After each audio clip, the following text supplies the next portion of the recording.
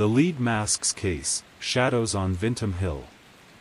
Brazil, 1966, the truth shimmered like heat above the hillside, just out of reach, forever mirage, forever mystery. Chapter 1, The Ascent. The sun sank low over Morro do Vintém, painting the sky in dying flames. In the dusk, two boys climbed the overgrown path, chasing the echo of a kite that had snapped its string. But it wasn't the kite they found. Amid the tall grass and broken underbrush, they stumbled upon two men lying side by side. Silent. Still. Dead. And on their faces, metallic, expressionless, were lead masks. The boys screamed, and the hill swallowed the sound. The city of Niterói, just across Guanabara Bay from Rio de Janeiro, pulsed unaware below, a bustling mass of concrete and samba, of carnival and chaos. But up here, on this lonely slope, the veil between worlds had been torn open. Chapter 2, Identified. Inspector Olimpio de Carvalho stood at the edge of the scene, swatting mosquitoes and trying to ignore the uncanny aura that clung to the bodies. They were dressed in neat, formal suits. Raincoats draped over their limbs, despite the sweltering heat. In their pockets, a notebook, empty water bottles, 2 towels, and a cryptic note scrawled in blue ink. 16:30 be at the agreed place. 18:30 swallow capsules, after effect protect metals await signal mask.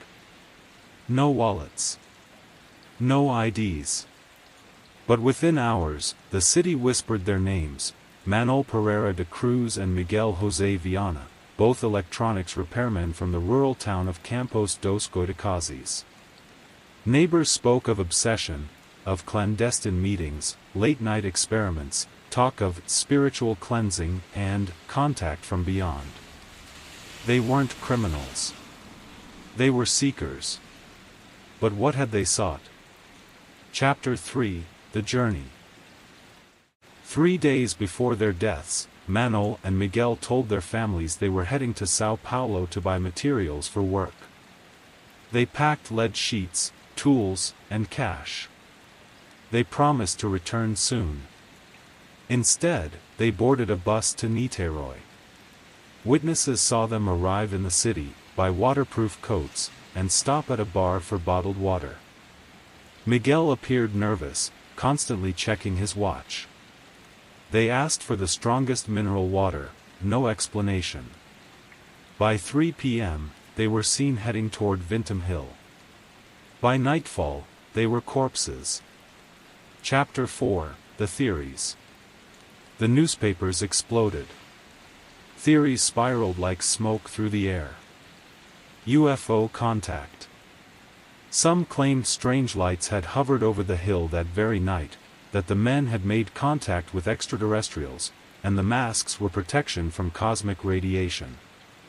Occult ritual. Others whispered of esoteric societies, mind-altering potions, and spiritual seances.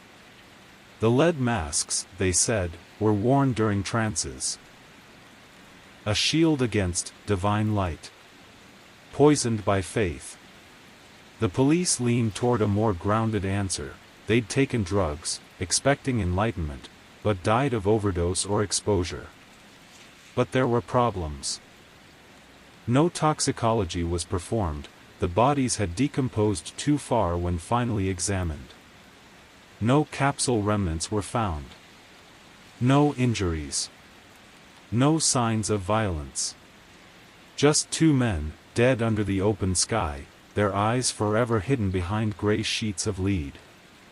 Chapter 5, The Signal That Never Came. Back in Campos, their families mourned. But quietly, almost fearfully. There were rumors they'd been part of a clandestine spiritualist group. A third man had traveled with them, some said. A guide.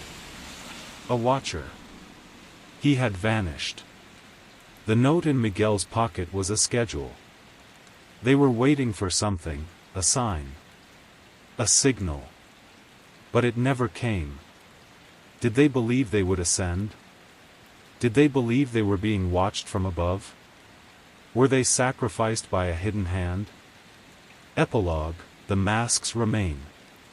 Years passed, but the case remained cold. The hill grew wild again. The masks, those crude, leaden relics, were never explained. They remain symbols of a mystery that no one can solve. Two men, ordinary by all accounts, drawn by a force no one else could see. And to this day, when the wind sweeps over Morro do Vintém, some claim to see lights dancing above the trees. Others hear a faint hum, like static on a radio, tuning into something beyond this world. Something that Miguel and Manuel were desperate to reach. Something that, perhaps, they did. The truth, Inspector Olimpio would say decades later, was buried with the masks. We just weren't meant to understand.